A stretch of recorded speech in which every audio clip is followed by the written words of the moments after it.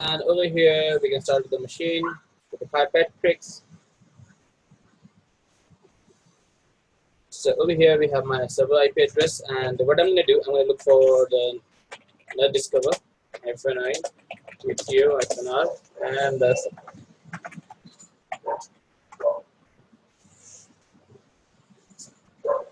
so we have the IP address, which is your PCS 115. So let's check it out over here.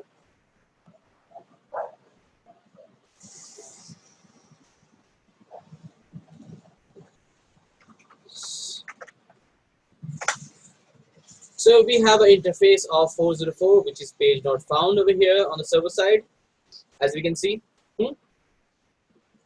So this is an interface, and we can see the request resource was not found on the server. So what we can do, we can try our first scan, which is that would be my nmap. So if there is 404, but we're gonna scan the server side. So we're gonna use -s capital C with a small v and the T4 and the IP address.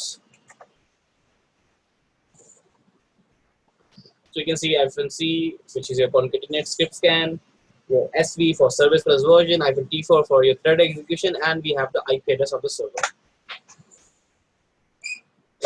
So over here, there is 404, so it means there would be no directories and subdirectories on the server side. There is no use of the dirbuster or the nicto over here. So if you're trying to use the nicto, it will not work. See, for example, if I'm trying to use the nicto, that won't work over here because there's a page number 404.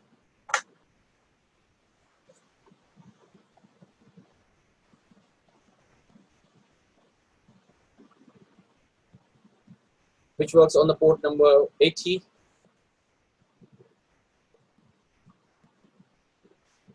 And there would be some files over there, just like your bash rc file and profile.rc files. User home directory was found with a shell rc file, which may reveal files and path information. User home directory with a shell profile was found, may reveal directory information and others configuration files. So this profile is basically a user profile and user bash rc file, which is shell environment. So if you look over here,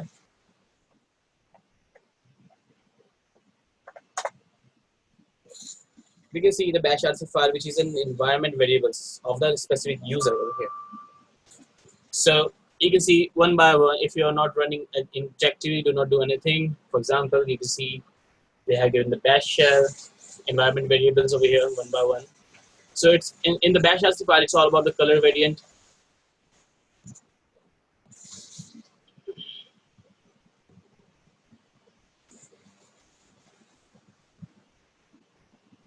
All the things over here one by one, you can see it only contains some environment variables of a specific user. You can search on the Google what is exactly bash rc means. So let's remove the / over here, I guess. So where is bash rc? What is the bash rc file? So over here you can see bash rc file is a place where you can set up variables, function, and alias, define your PS1 prompt, and define other settings that you can want to use every time on your new terminal windows. So it works by being run each time when you open a new terminal. So you can see it's an environment variables that can be used for the functions and the variables that we decline over there. So as you can see, they have given all the things that we can use over here. And what about the profile file that we got? The profile.file, it's reveal the information about a specific user. So let's see over here.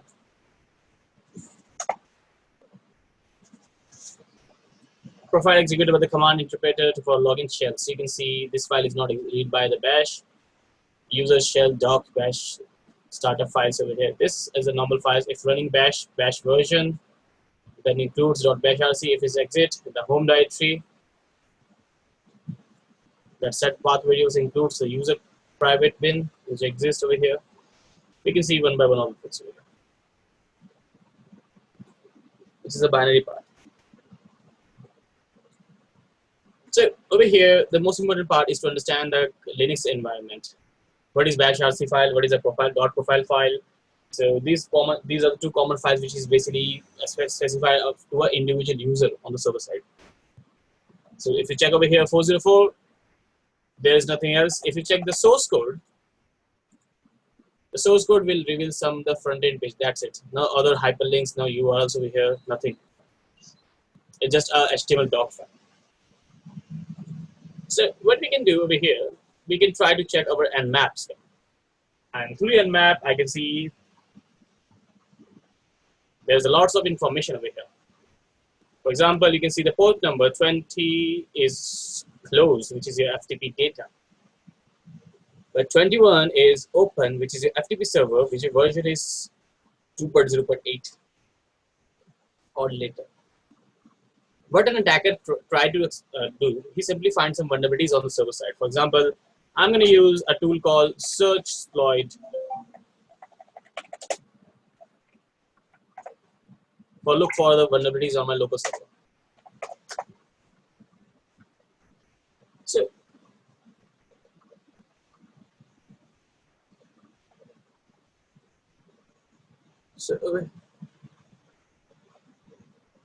So we can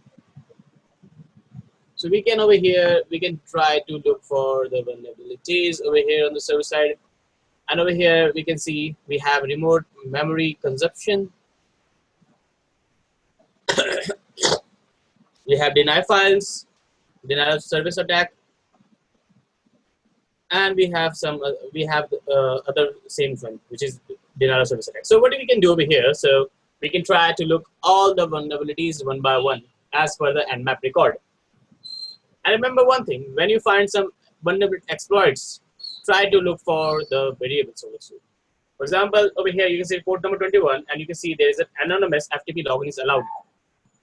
Anonymous means your default credential. There is no username and password has been set on the server side to authenticate on the FTP server. So you can see anonymous FTP login allowed, and you can see the get directory listing, passive failed, and you can see the connected to the device login in the FTP.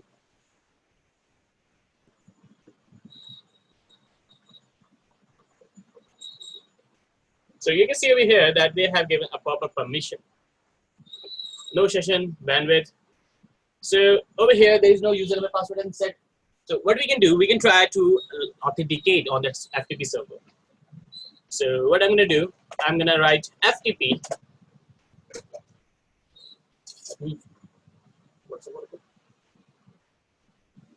So over here, we're going to connect with the server, with the FTP server. So I'm going to use my FTP protocol utility and the IP address. So the IP address was 115. And over here, I can see that they're going to ask me a username, but we have a simple banner over here. So over here, they have given me a proper.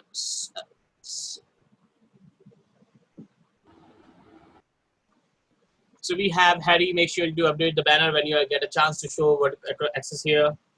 So that's great over here. So what are we going to do? We're going to access to the server with the anonymous password as they have given. Some of the utilities, they have not configured the username and password, so we can access through the server with anonymous user. So I'm going to copy this one and I'm going to paste it over here. Specify the password. Okay, so if you are using the anonymous, you can simply password blank. So you can see that we are logged in successfully on the server side.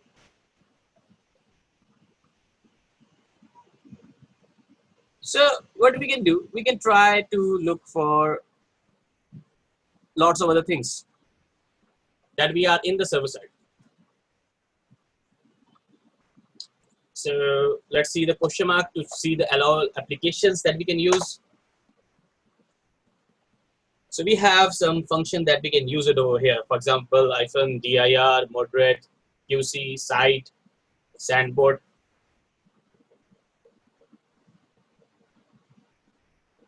So there are lots of other things we can use over here, one by one. But the most important part is to understand how the functionality works. So over here we have exit, we have a put command, we have a get command. Put command is to put any files on the server side and get command to fetch the file from the server side. So we're going to use ls to check the application. So I can see there is nothing over here. There is only one file, which is your node.txt file, which is have a read permission over there. So what I'm going to do, ls-all. So ls-all, I can see all the hidden directories also, but there is nothing, only a file of node. And this file has only a read permission. So what I'm going to do, I'm going to fetch this file from the server. So over here, we're going to use a command called get command to fetch a file from the FTP server. So I'm going to use get command, and the file name was node.txt. So you can see the file has been transferred in my local server. So you can see it's on my home directory over here. So there was a simple message which is given. Ali, make sure you update your payload information, leave it in your FTP server once you are done with John. There are some users over here, a John and Ali. Okay, that's cool. So it's all about protocol. So when you have an access to the FTP server, try to check the permission. So I'm going to use mkdir for making a directory. So for that case, I'm going to use let's say Craw. So over here we can see the permission is denied over there. Okay, the invalid command over there. So do we have the permission to put a function?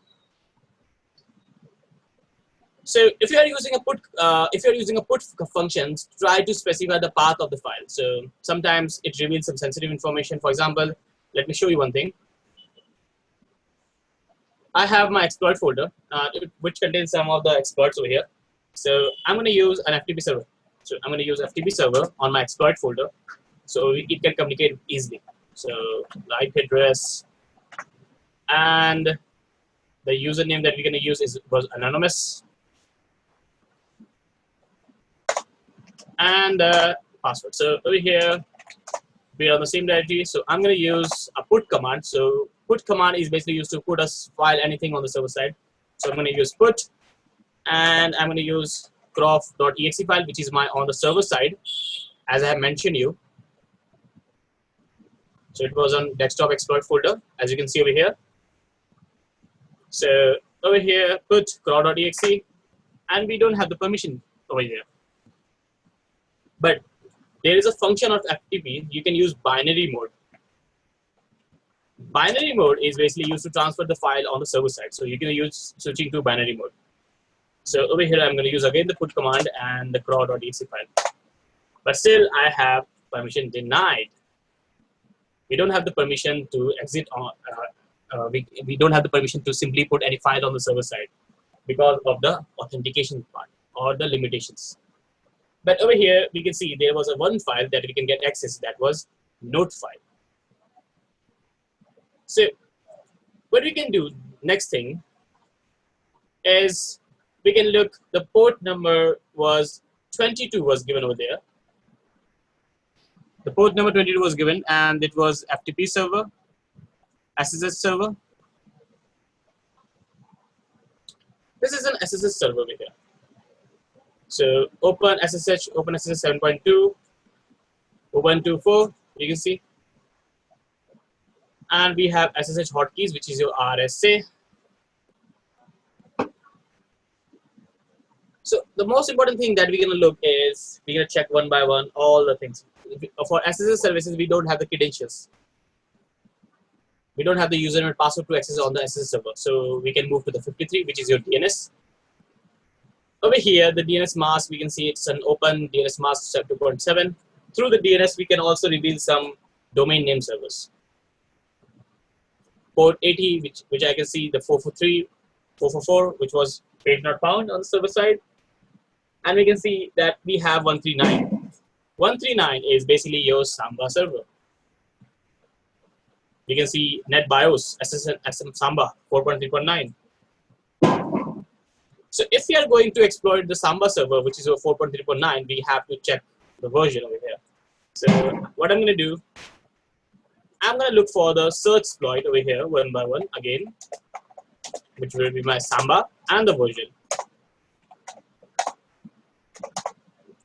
Okay, we have only one, which is your search CGI. common gateway interface. So this vulnerability, common gateway interface, is basically your web design part. So what we can do, we can try to enumerate the Samba server over here. And over here, we can see one more thing, that on the back end, there is running a 3306, which is your MySQL server. So the MySQL is also running in the backend server. And if you go down, you can see the Samba proper server animation part. They have given the NetBIOS name server is red. NetBIOS unknown, Samba version 4.3.9, which is Ubuntu. This NetBIOS name is red. Domain name is nullbyte. Okay, it's a normal thing over here. And we can see a normal proper file one by one. So what are we going to do over here? We're going to try to enumerate the Samba servers if there is any shared folders or shared files over there on the server side. So for that case, I'm going to use a tool called SMB map to check the shared folders on the server side. So -H for host and the IP address. By defaultly, if you're trying to use the SMB map, it will work on the port number 445.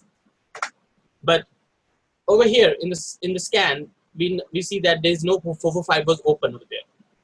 So what we can do, we can try to specify the port number with the capital P and 139, the port.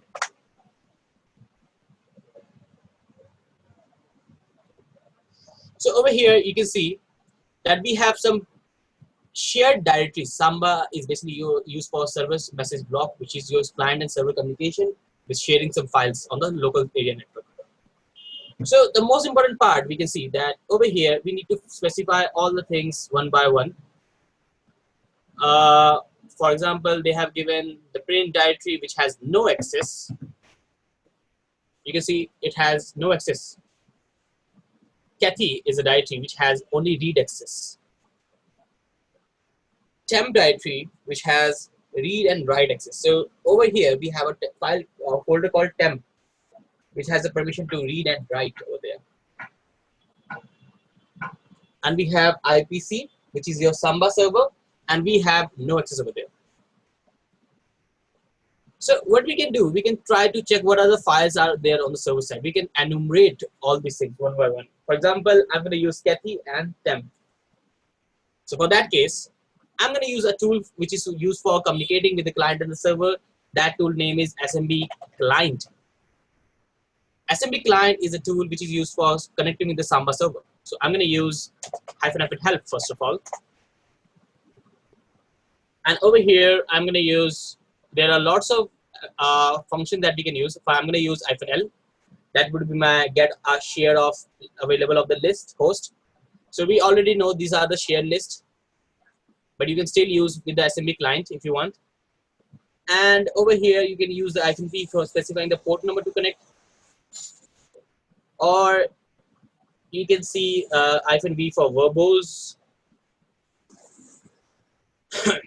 Or you can see authentication options. We're gonna use, if you know the username, you can use capital U.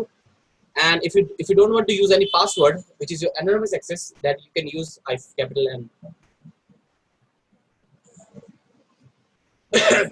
So over here, what we're gonna do, we're gonna try to communicate with the Samba server. So I'm gonna clear the tag first of all. So SMB client, capital L with a shared list, // to get the forward server and the IP address. And I'm going to use, if you don't use the N, capital N, they're going to ask you the password. But if you enter without the password, you can also access this one because the server has no authenticated user, which is your anonymous user. The anonymous user is basically used to authenticate with a specific server so we can gain unauthorized access. And there should be a proper authentication part.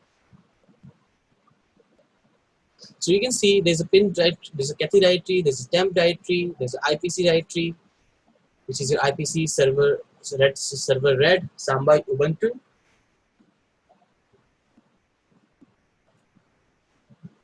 And if you want to communicate with that specific server, you can communicate with the SMB client also. For example, see this one. If you want to communicate with that server, all you have to do is // and the file name, that was Kathy.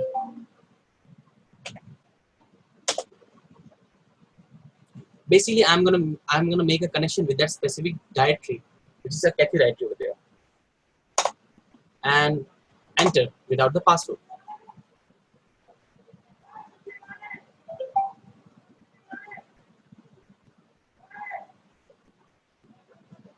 So what we're gonna do over here, we're gonna try to escalate.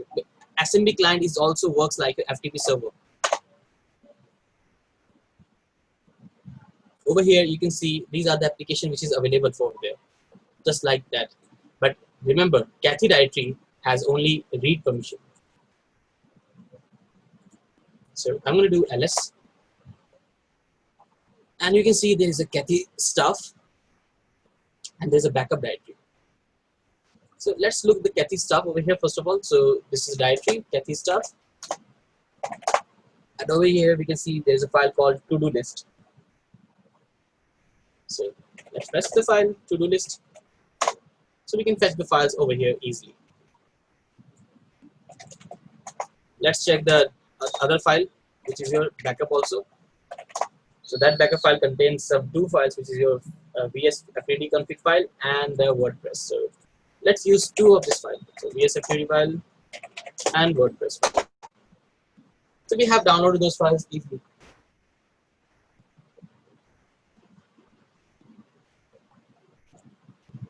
So you can go to the home directory and you can see there would be some files over here, just like a to-do list, which is given over here. I'm making sure the backup anything important to intact Kathy. We can look for the VSSPD config file. This is your FTP configuration file. See this one. So it was an etc directory, which is your VSFP config file. So you can see we have access to the FTP server without the anonymous user. Proper anonymous user to get access on the server side. So what we can do over here, we can try to check all the services over here.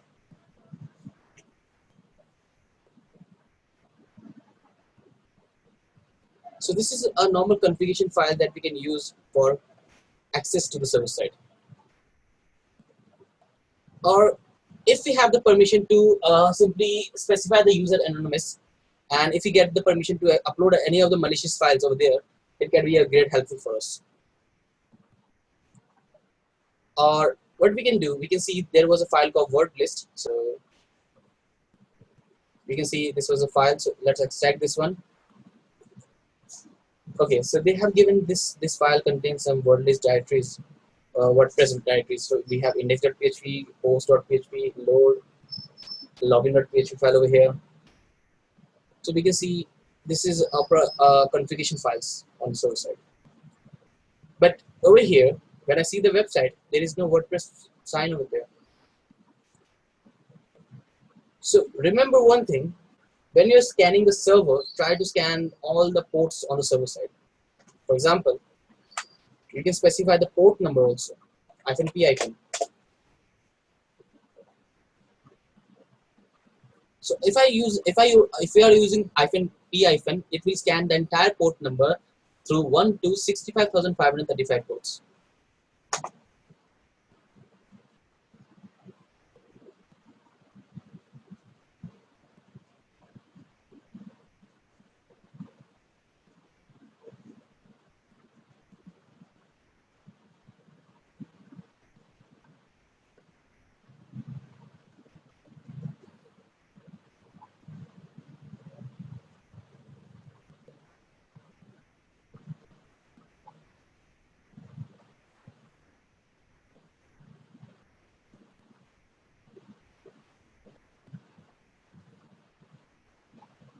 So what we can do, we can see that it's gonna take some time because it's gonna take around depend on the server side. So there is one thing is common, that you have to scan the entire network to identify the services.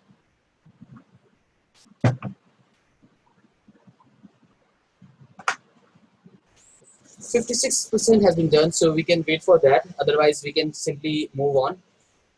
So we can see the file has been downloaded, and over here there was only two files, but according to the scan, we have temp directory also. A temp directory that we have read and write permission. So what I'm gonna do, I'm gonna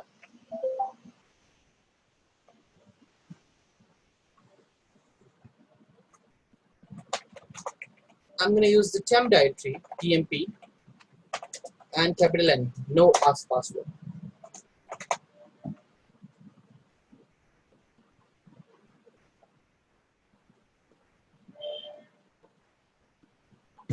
So over here you can see one by one all the things is given. For example, let's use the ls command, and we can see there is again a file called ls. But remember one thing, we have a put command or mkdir function. So let's use mkdir. Let's write craw. Yes, we have the permission to make directories on server side because we have read and write permission on the temp directory. So if any of the attacker has a read and write function on the temp directory, he can simply put any arbitrary commands or arbitrary on the server side to execute over there. So the most important part is to enumerate each and everything on the server side to get the details of it. So what I'm gonna do, I'm gonna get the ls command also. Let's see what is in there. So again, I can see this is a proper systematic files. So this is a proper system directory that we can gain information over here. So over here, what I'm gonna do, I'm gonna put a malicious file. But if you're putting a malicious file on the server side, we need a specified path to execute, and we can see that there is a 404 on the server side. So if you put this file on the server side, we need to execute from the URL section, and we have to specify the path. But over here we have 404, so it will not work. But there are lots of other techniques that we can use it for information getting part. You can specify the path you want over there. For example, let me show you. I'm going to use the same directory on my exploit directory, and we're going to upload a file which is craw.exe on the server side. So yes, we're going to use yeah, that was -n. So ls. So I'm going to use a put command and the file. Yes, we can transfer the file easily. So we can transfer the file easily on the server side, which is your craw.exe. But we need to execute that file from the server side, but it's not possible because of the 404. We need to specify the path over there one by one. So in this scenario, what we can do, we can try to enumerate more further things. Through the SMB enumeration, we can extract the username also.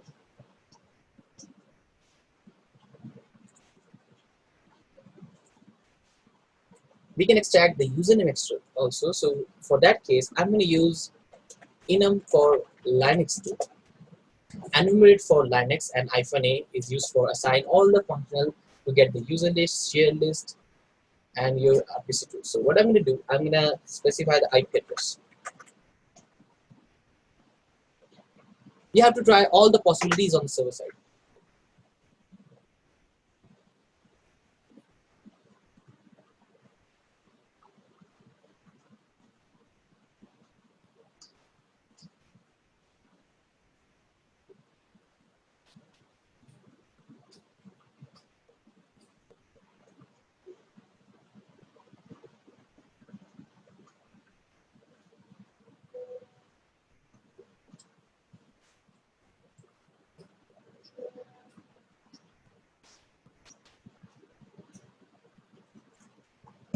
So enum for Linux is to extract all the services on the server side one by one. As you can see, the NBT stat is basically used to check all the services running in the specific server or not. Workstation, messengers is running, the file server sharing is also running. You can see the master browser, the domain work name, the browser service selection. There are lots of things that running in the backend of the server. The MAC address. the OS information on the server side, the user information, and look one more thing. Through enum for Linux, what we have done the manual part, over here, na? So we can try the automation scan to identify the share animation also.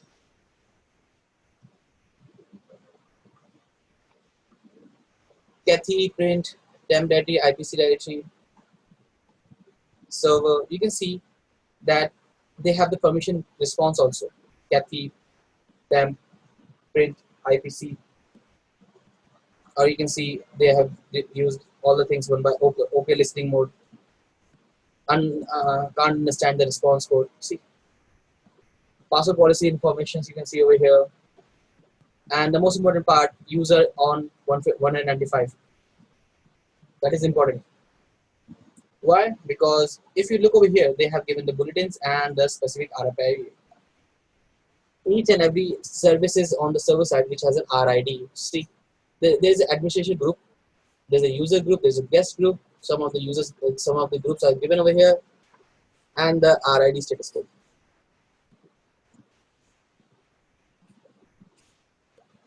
And if you go down, you will see enumerating the user using SIDs with the login user and password. So if you go down, you will see the current username on the local server.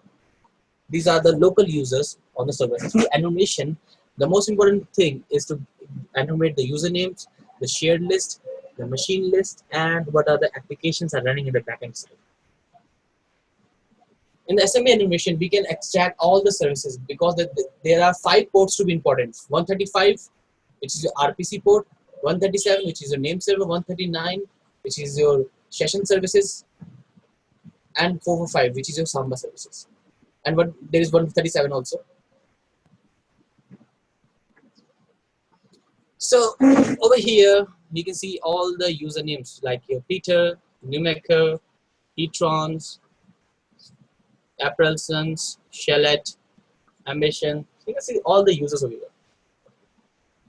So if you find the users on the specific server, what we can do, we're going to copy this entire thing, and I'm going to paste it on my desktop. So I'm going to use a command called touch, and I'm going to use this one, user.txt.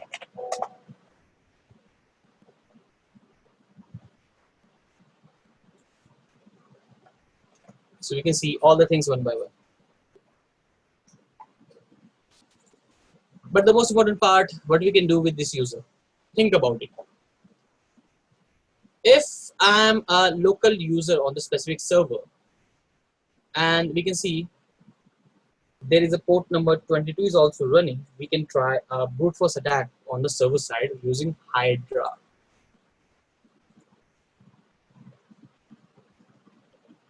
Hydra is one of the best tools for performing a brute force attack on the protocols, or it can be used on the offline and online also. So what we're going to do over here, we're going to try all the usernames to perform a brute force attack on the server side. But there's one thing to be noticed, that we have to remove all these things one by one. So if we try to remove one by one, like this one, for example, if I use this, delete, it will take a lot of time for me. So for that case, I'm going to introduce you a tool or a utility on the server side, which is your cut command. Cut commands are basically used for extract the details on the server side. So let's try it. Let me show you what is the use of cut command. Cut command in Linux. So let's for geeks.org. So over here you can see the cut command in Linux with examples. The cut command in Unix is a command for cutting out the section from each line of the files and writing the result to standard outputs. It can be used to cut the part of the line by your byte position, characters, and field. Basically, the cut command slice a line and extract the text. It is necessary to specify the options and commands before give its error. For example, you can see the cut command. For example, you can see cut. So over here we're gonna use -f help. So you can see they have given the bytes list, the character list, and the delimiter list, used to delimit instead of the text file. So if you check over here, they're gonna give you a specified text or the field. So we're gonna use the field command also. For example, you can see they have given a text file, which is your state.txt file, and the capital.txt file contains 5 names of the Indian states and the capital especially. So you can see cat, state, it comes all the things over here. Without any option specified in display error, cut command. And what we're gonna do, we're gonna use byte command to extract the specific bytes you need to follow. -b option will be the list of bytes number separated by the comma. So the bytes means one digit, 1, 2, 3. So it's gonna complete 1, 2, 3 part. It's gonna show you like this. What are the things you need in a proper way? Use the hyphen is necessary to specify the list of bytes numbers, otherwise it gives error. 1, 1 to 3, and 5 to 7. It's removing the 4th one.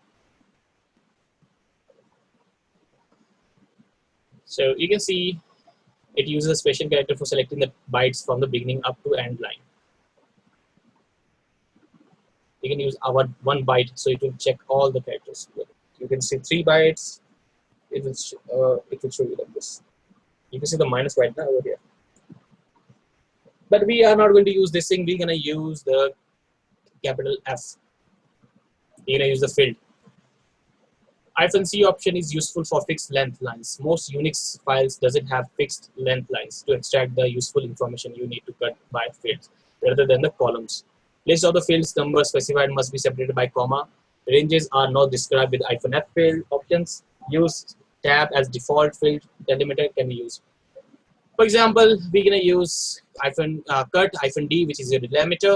The delimiter, just like a /, your single quote, your double quotes, and -field, your field number, and the text file.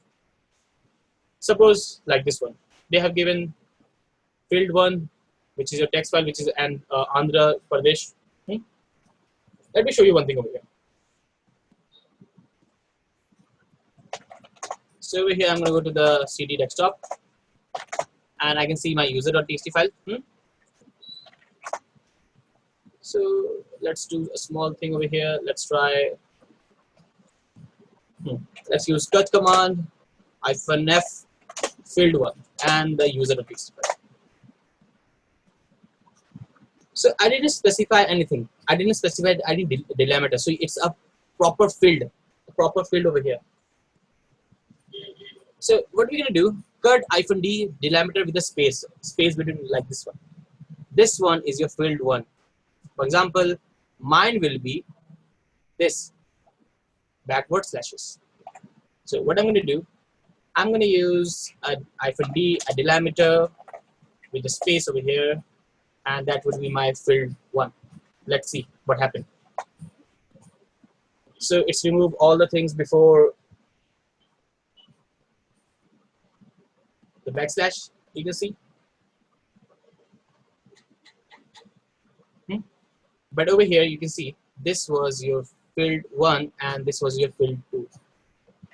So if you write field 2 over here, you will see Unix. Field 1, your field 2. So over here, you have to specify all the things one by one, just like they have given the space. Andhra Pradesh. Common print field are from the list of 4th of the line. You can see -space field and characters that you can use. Otherwise, you can use commitment, or you can use -field 1 and field 2 and the output file. So what are we gonna do over here? Let's see. So we're gonna use the field command one by one. So I'm gonna use a cat command to open the file, which is my user.txt file.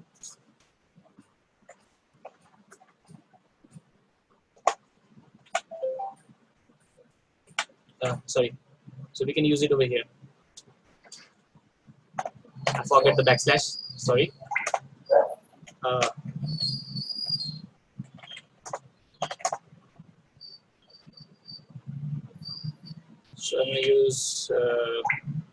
cut command with the -f with -d, the delimiter, and I'm going to use it for the backslash, and the delimiter would be my field 2, and the file was user.txt. You can see.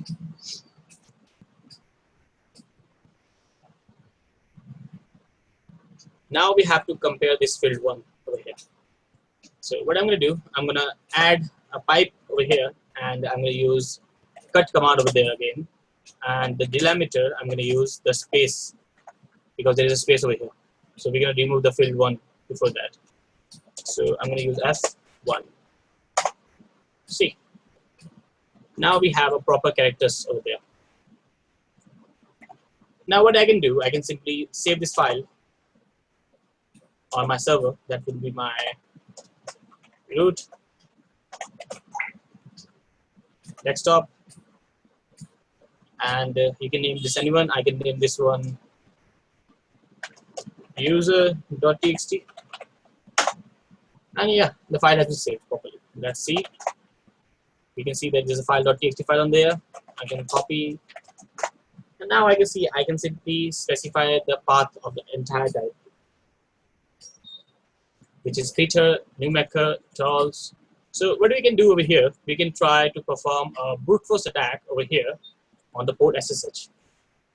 So as per over here, Hydra, we're gonna use a tool called Hydra over here. So I'm gonna go to the desktop part because there is a file over there.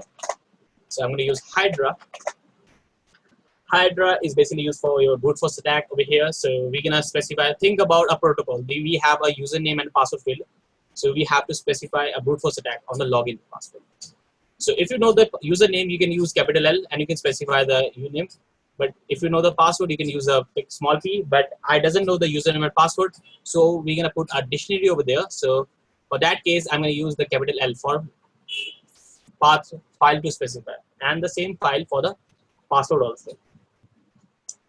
So the command would be like your Hydra, capital L, the root, the desktop, and the file. Same as your password over here, which is your root, desktop, and your user files, and your IP address of the server, and the protocol, which is SSH. So through the Hydra, I'm gonna perform a brute force attack. I'm gonna use a dictionary to perform on the login field and a password field of the username and password, and the IP address plus the protocol that we want to attack. So let's try with this one.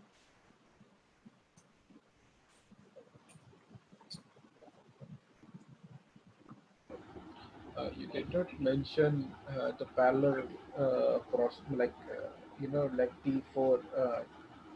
T4 is your threads execution, your time, your faster execution part. Threads. Yes, yes. Like at one time, how many time, how many parallel password execution it's gonna do? You can use -v for verbose part. -v, verbose. No, no, that I understand. See, verbose will give me the information about what we're doing. But I was asking, telling you for like I was asking for what parallel execution of the passwords. Like You basically there will be. you want to see the combination and the permutation now. Yes, yes, yes. No, Yes. no. I knew that one, so I know. But verbose will definitely tell me. What I Hmm. was saying was normally it has a functionality that like it can attack in 4 parallel processes. Like how can I explain like T4, T3.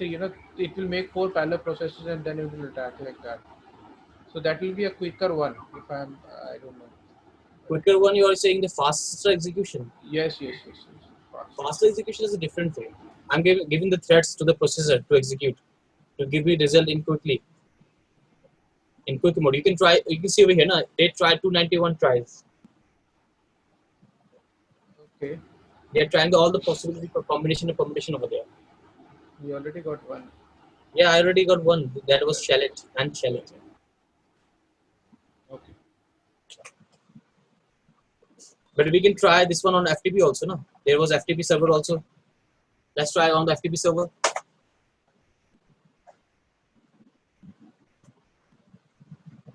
Okay, we can brute force on two services at the same time also.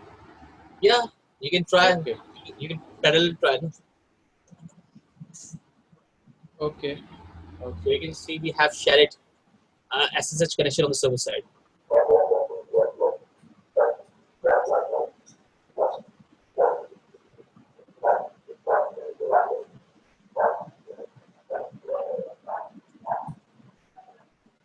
So let's wait for the FTP server to communicate with this. A quick one. This you see, you interrupted the previous one after getting the login and password. Okay, I Mhm. tried asking that if you want to resume that one, the previous activity, I have to use how, a capital R for that. capital R. But how you gonna explain that because you're using now two header processes. So how are you gonna go for the one which we are attacking for the SSH? Like what kind That of a operator? that will work continuously over there. Give me 5 minutes. Okay, sure.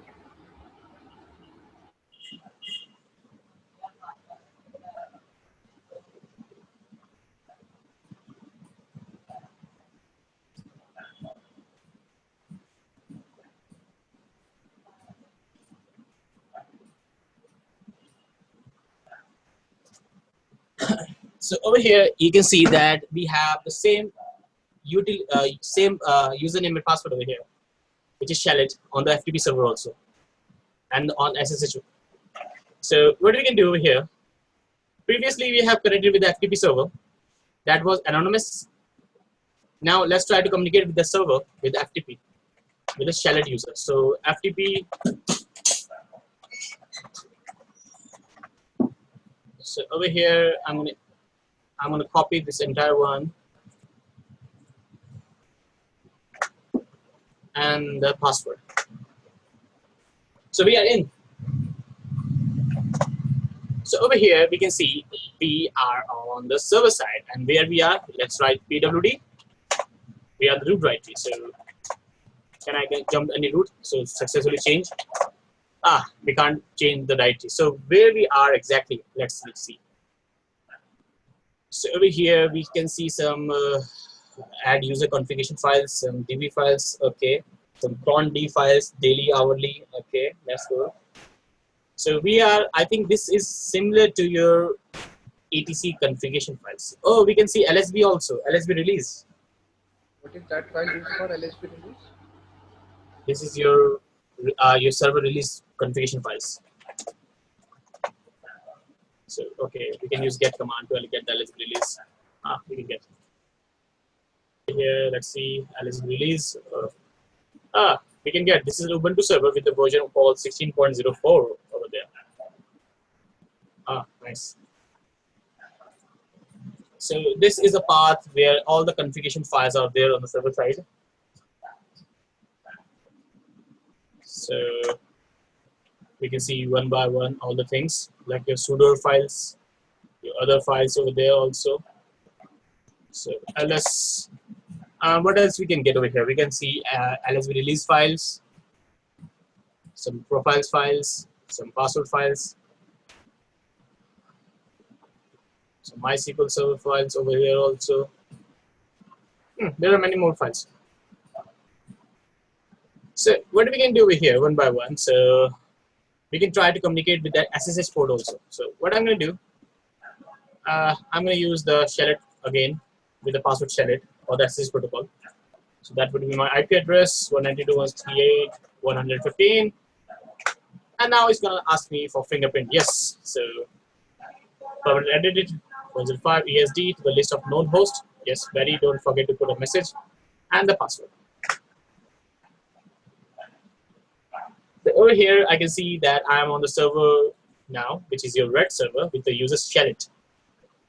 So where we are right now, first of all, so we are the user shelled directory. So we can see bash history, bash logout, bash rc file.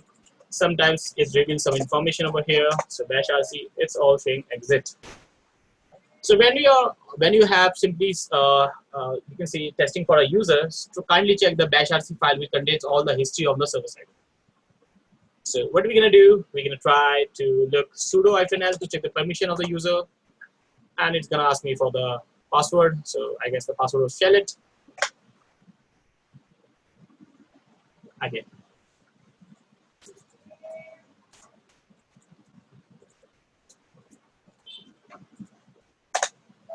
Okay, it's saying user shelllet is not run sudo on user.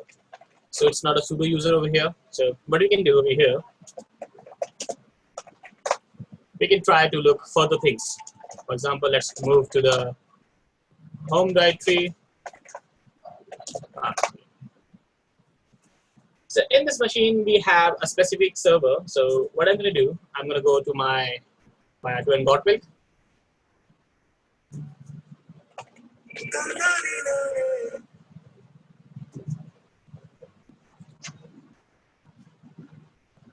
That would be my Gotmill and that would be my Payatu. So let's check these two websites over here.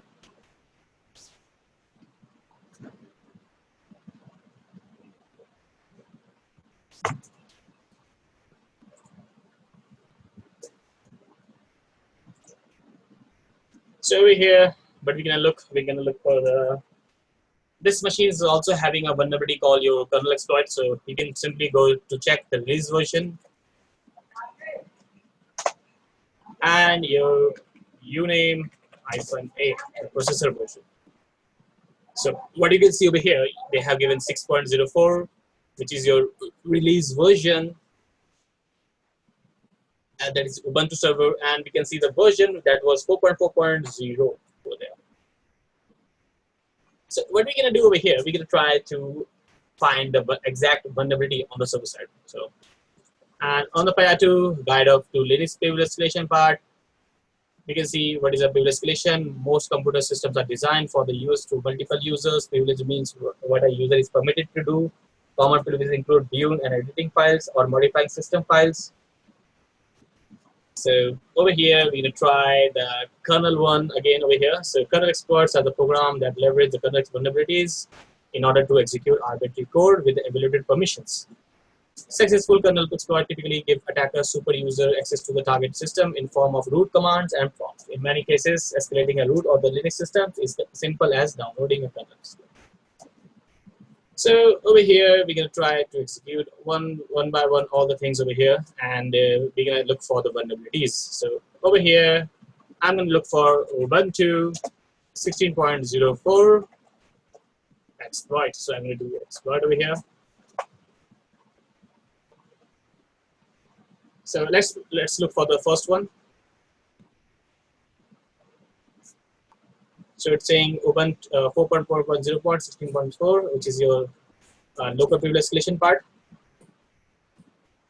So over here we have the kernel exploit. Or you can look for further ones also. For example, you have to specify 3 or more vulnerabilities in one part. In links 4.4 and the configuration files, this problem, you can see the code where the code error is. You have to check one by one all the vulnerabilities over here. You can see Linux version 4.4 and the Ubuntu version is 16.04. And they have given the double ft put function.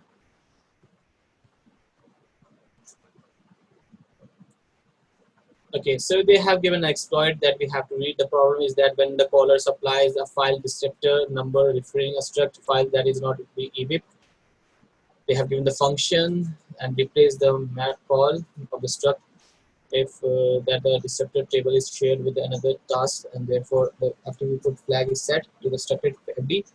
This will cause the reference code of the struct file. So we can see one way to exploit this issue is to create a writable file descriptor. Start with the programming X. You can see there are 2 programs with this approach. They have given the proper vulnerability where the file existing over there. And they have given the write-up call to do the write-up files, which looks up the struct files corresponding to the file descriptor number. And you can see an exploit that puts all together. So they have given the steps that we can follow. They have given compile.sh file, double put. So they have given them write, and you can simply proof of concept. They have given the proof of concept where you can download this one, and they have given the exploit dv.miller file. So let's use this one.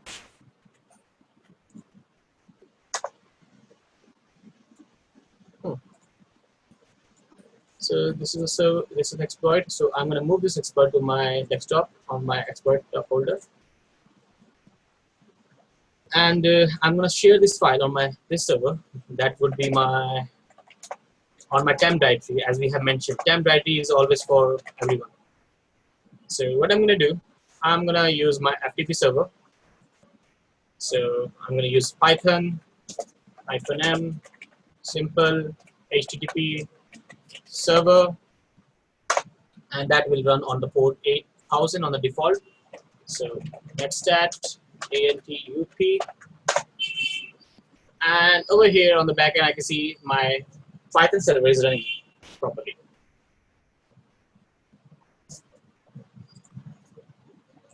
So what we can do, we can try to check. So what I'm going to do, I'm going to use the wget command to fetch the file 192.168.110 on the port 8000, and the file name was 397722.zip file. So 39772.zip file. So we have to specify the whole path over here. So hit enter, and we can see the file has been transferred. So over here we can see this is a zip file.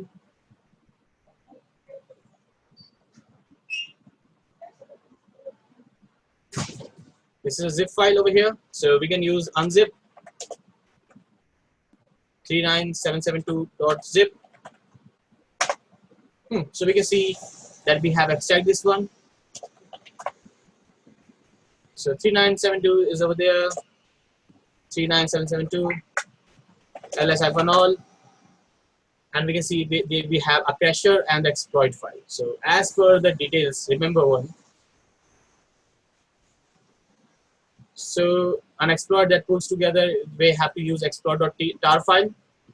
So this is a tar extension, so we have to extract this services first of all. So we're gonna use tar, X for execution, I for format, and we're gonna use exploit one. Yes, and we can see there is a file over there.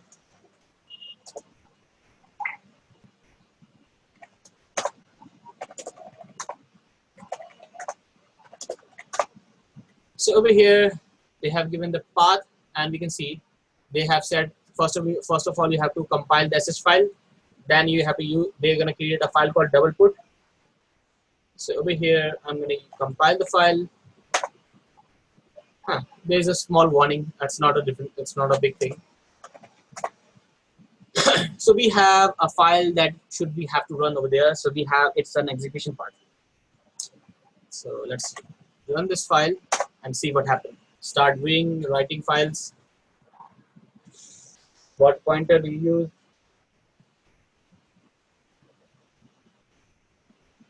Write it, return successfully. If this worked, you will get a root shell in just 60 seconds.